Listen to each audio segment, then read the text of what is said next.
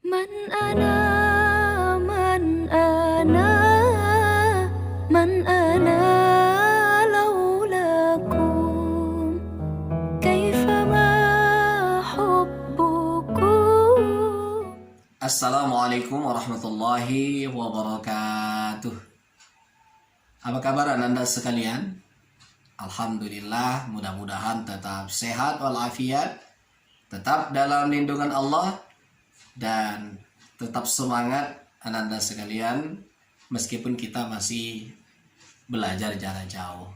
Anda sekalian, pada pertemuan yang lalu kita telah membahas Quran surah Al-Maidah surah kelima ayat 90 sampai 91 yang berkaitan tentang larangan konsumsi minuman keras, judi dan permusuhan. Dan pada pertemuan itu juga kita bahas tentang qalqalah. Nah, Anda sekalian, pada pertemuan ini kita akan membahas isi kandungan Quran surah tersebut. Kemudian contoh-contoh minuman keras, perjudian, pertengkaran, serta bahayanya bagi kehidupan kita. Nah, Anda sekalian, materi ini sangat penting bagi kita sebagai seorang siswa, siswi, untuk menjaga diri kita dari perilaku tercela ini untuk masa-masa yang akan datang. Perhatikan Anda sekalian, tujuan pembelajaran kita yang pertama adalah menjelaskan isi kandungan Quran surah Al-Maidah surah kelima ayat 90 sampai 91. Yang kedua, Anda sekalian, menjelaskan perilaku membiasakan diri menghindari minuman keras, judi dan pertengkaran. Dan yang ketiga, Anda sekalian, menjelaskan hikmah menghindari minuman keras, judi dan pertengkaran. Nah, Anda sekalian, kita tidak membacakan lagi Quran surah Al-Maidah surah kelima ayat 90 sampai 91 itu. Kita langsung melihat isi kandungan Quran surah Al-Maidah tersebut. Nah, perhatikan Anda sekalian, di dalam slide ini secara umum Quran surah Al-Maidah surah kelima ayat 90 sampai 91 berisi tentang larangan Allah Subhanahu wa taala meminum atau mengkonsumsi minuman keras, larangan berjudi, larangan mempersembahkan kurban untuk berhala atau patung-patung, karena semua perbuatan tersebut rijsun, perbuatan kotor, perbuatan tercela, perbuatan yang dilarang, dan termasuk perilaku setan. Sebab Anda sekalian, minuman keras, perjudian, salah satu dampak negatifnya adalah dia akan menimbulkan pertengkaran, permusuhan di antara sesama manusia. Oleh karena itu, Anda sekalian, ini harus dijauhi, ya, agar kita memperoleh masa depan yang cerah, Anda sekalian. Nah, di dalam Quran surah Al-Maidah ayat 90 sampai 91 tersebut ada dijelaskan beberapa larangan yang harus kita jauhi. Yang pertama adalah khomar. Pernah Anda sekalian mendengar istilah khomar? Khomar kalau kita bahasakan dalam bahasa Indonesia itu minuman keras. Ya. Apa maksud minuman keras itu? Apakah minumannya itu keras kayak es batu? Bukan Anda sekalian. Perhatikan di sini ya. Minuman keras adalah setiap makanan dan minuman yang mengandung etanol. Etanol itu Anda sekalian adalah bahan psikoaktif dan mengkonsumsinya itu menyebabkan penurunan kesadaran. Bahkan pada kasus tertentu, apalagi misalnya overdosis, akan menyebabkan kehilangan jiwa, yaitu kematian. Nah, Anda sekalian, Nabi Shallallahu Alaihi Wasallam berpesan kepada kita dalam hadisnya, kullu muskirin khamrun wa kullu muskirin haram. Artinya setiap yang memabukkan adalah khomar, yaitu minuman keras. Dan setiap yang memabukkan adalah haram. Jelas dalam hadis Nabi ini bahwa setiap hal, baik makanan maupun minuman, yang dapat memabukkan, maka hukumnya adalah haram. Bagaimana kalau sedikit, apalagi tidak sampai mabuk? Nah, Nabi Shallallahu Alaihi Wasallam menjelaskan di dalam hadisnya, ma askaru kathiruhu faqaliluhu haram, bahwa sesuatu yang banyaknya memabukkan maka sedikitnya pun haram. Jelas dalam hadis ini bahwa sesuatu yang menyebabkan kehilangan kesadaran, memabukkan, ya, sedikit pun dia dikonsumsi tidak sampai mabuk, maka itu hukumnya tetap haram. Nah, sekalian, apa jenis-jenis minuman keras itu, khamar itu? Banyak sekali sebenarnya, ananda sekalian, jenis-jenisnya. Nah, kita hanya menyebutkan sebagian saja. Perhatikan di sini, di gambar ini, ananda sekalian. Ada whisky, koktail, wine, rum, vodka, brandy, bir bintang, bir angker, tuak, termasuk narkoba, ananda sekalian. Termasuk ke dalam golongan khomar itu, dan lain-lain, banyak sekali Anda sekalian. Semuanya ini ya penting untuk kita ketahui, untuk kita hindari ya Anda sekalian dari kehidupan kita. Nah, kenapa sih minuman keras atau khomar ini Allah larang? Nah, Anda sekalian, ini untuk kebaikan kita. Sebab minuman keras itu berdampak buruk bagi kehidupan kita. Di antara bahaya khomar atau minuman keras itu, ya, misalnya penyakit jantung atau pembuluh darah. Ini termasuk penyakit berbahaya ya Anda sekalian, mematikan. Kemudian kanker, nah ini lagi. Kemudian gangguan otak dan saraf. Nah, jadi otaknya tidak akan berfungsi secara maksimal. Bahkan penyusutan otak itu akan lebih cepat bagi orang-orang yang suka mengkonsumsi minuman-minuman keras ketimbang mereka yang tidak mengkonsumsinya. Kemudian depresi, ya, stres, ya, bahkan bisa menyebabkan kegilaan. Kemudian akan menyebabkan kecanduan alkohol. Nah, jadi kalau dia sudah mengkonsumsinya, dia akan kecanduan. Dia akan melakukan apapun agar bisa mendapatkan minuman keras itu. Bahkan perbuatan-perbuatan tercela dia akan melakukannya. Itu namanya kecanduan Anda sekalian. Sebagai seorang siswa, sebagai seorang pelajar, masa depan akan hancur, berantakan, ya. Nah, kemudian menyebabkan kecelakaan, perkelahian, kerusakan sistem pencernaan, sulit dinasehati, dan berbagai macam dampak-dampak buruk lainnya. So, Anda sekalian, jangan pernah coba, hindari sejauh-jauhnya. Nah, Anda sekalian, berikutnya yang kedua, yang B, yang dilarang di dalam ayat 90-91 Al-Maidah tadi adalah perjudian. Judi. Apa itu judi Anda sekalian? Judi adalah permainan di mana pemain bertaruh untuk memilih satu pilihan di antara beberapa pilihan, di mana hanya satu pilihan saja yang benar dan menjadi pemenang. Nah, pemain yang kalah taruhan akan memberikan taruhannya kepada si pemenang.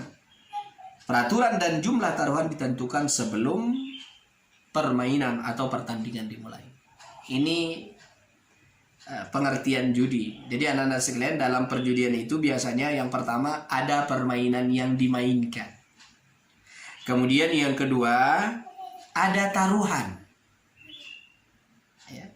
Kemudian yang ketiga ada perjanjian yang disepakati oleh kedua atau lebih pihak. Nah, sehingga dilaksanakanlah perjudian itu. Nah, Anda sekalian, ini jelas dilarang di dalam Islam, sebagaimana ditegaskan di dalam Quran surah Al-Maidah ayat 90 sampai 91 tersebut. Nah, jenis-jenis perjudian, Ananda sekalian, ini juga banyak macamnya. Apalagi pada zaman sekarang ini, Ananda sekalian. Beberapa di antaranya Ananda sekalian bisa lihat di sini. Ya, ada togel. Ya, togel itu termasuk judi. Kemudian judi bola, judi kartu, judi sabung ayam, judi dadu, judi online, judi permainan. Bahkan untuk anak-anak ada namanya taktik bom. Ayo Ananda sekalian, siapa yang pernah main taktik bom itu? Wah, itu termasuk judi kecil itu. Itu harus dihindari Ananda sekalian. Dan banyak lagi sebenarnya macam-macamnya judi online pada saat sekarang. Nah, jadi ini semuanya Ananda sekalian adalah perbuatan-perbuatan dilarang di dalam agama Islam. Tidak boleh kita laksanakan. Kenapa Ananda sekalian? Ada dampak negatifnya, dampak buruknya bagi kehidupan kita. Setiap hal yang berdampak buruk bagi kehidupan kita itu dilarang dalam Islam. Tidak boleh merugikan diri sendiri maupun orang lain. Apa dampak negatif dari judi itu? Nanda sekalian, pertama adalah menjadi orang pemalas. Cuman duduk memainkan permainan tertentu lalu berharap untuk menjadi orang kaya. Nah, itu menjadi pemalas Nanda sekalian. Kemudian menghancurkan kehidupan rumah tangga. Banyak sekali kasus-kasus terjadi percekcokan Anda sekalian, tindak kekerasan di rumah tangga itu karena diawali dari perjudian. Kemudian menyebabkan kemiskinan, ya, bukan membuat kaya ya Anda sekalian. Mendorong untuk melakukan kejahatan yang lainnya. Gara-gara ingin berjudi, kecanduan berjudi, dia akan ya menjual hartanya, bahkan bisa jadi orang-orang yang paling dicintainya dijualnya agar bisa melaksanakan perjudian. Akan terlilit hutang. Dan tentu karena ini adalah perbuatan tercela, akan dikucilkan di tengah-tengah masyarakat. Jadi Ananda sekalian, sekali lagi jangan coba-coba. Kemudian Ananda sekalian yang ketiga, yang C, pertengkaran. Nah, Ananda sekalian, ini juga perilaku buruk ya Ananda. Bertengkar itu kalau mau kita definisikan, suatu peristiwa di mana satu pihak dengan pihak yang lain mengalami perbedaan persepsi, pandangan ya Anda sekalian, pendapat dan pemikiran sehingga menyebabkan kedua pihak maupun lebih saling bertengkar antara satu dengan yang lainnya, baik melalui lisan maupun melalui tindakan. Perbuatan ini jelas dilarang di dalam Islam. Kita lihat Quran surah Al-Maidah surah kelima ayat 32. A'udzubillahi minasyaitonirrajim. Man qatala nafsan bighairi nafsin aw fasadin fil ard faka'annama qatala an-nasa jami'a wa man ahyaha faka'annama ahya an-nasa jami'a. Yang artinya barang siapa yang membunuh seorang manusia bukan karena orang itu membunuh orang lain, atau bukan karena orang itu membuat kerusakan di muka bumi, maka seakan-akan dia telah membunuh manusia seluruhnya.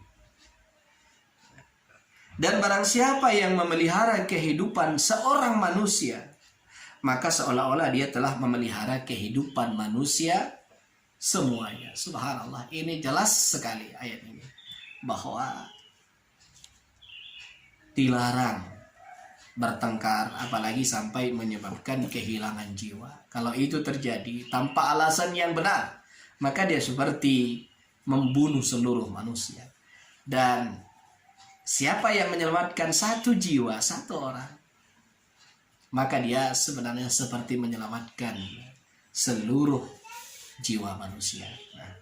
Nanda sekalian, Nabi Shallallahu Alaihi Wasallam juga menegaskan mengenai ini dalam hadisnya diriwayatkan oleh Imam Muslim.